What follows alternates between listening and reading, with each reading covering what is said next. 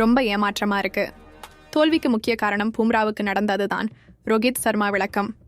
Australia அணிக்கு எதிரான 4வது டெஸ்ட் போட்டியில் இந்திய அணி 184 ரன்கள் வித்தியாசத்தில் தோல்வியடைந்தது.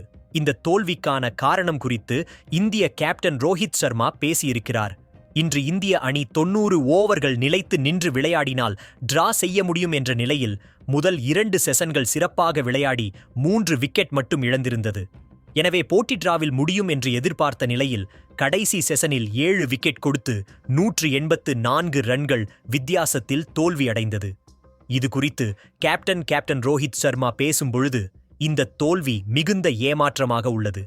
நாங்கள் போட்டியை விட்டு கொடுப்பதற்காக உள்ளே செல்லவில்லை. நாங்கள் போராடுவதற்காகச் சென்றோம்.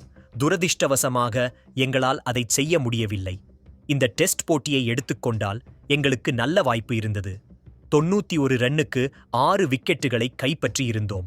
ஆனால் ஆஸ்திரேலியா கடுமையாக போராடியது.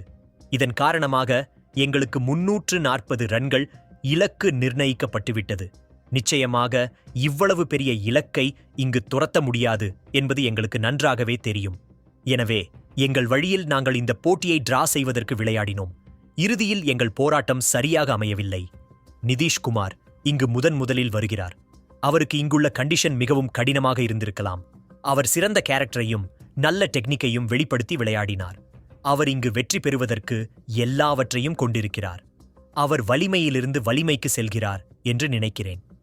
பும்ரா ஒரு பிரில்லியன்ட். தொடர்ந்து பல ஆண்டுகளாக அவர் என்ன செய்கிறார் என்பதை நாங்கள் பார்த்துதான் வருகிறோம். அவர் புள்ளி விபரங்களால் பார்க்கக்கூடியவர் இல்லை. அவர் நாட்டிற்காக போட்டிகளை வெல்வதற்காக வந்து எதையும் செய்ய தயாராக இருக்கிறார். துரதிர்ஷ்டவசமாக பந்துவீச்சில் அவருக்கு இன்னொரு முனையில் நல்ல ஆதரவு கிடைக்கவில்லை என்று கூறியிருக்கிறார்.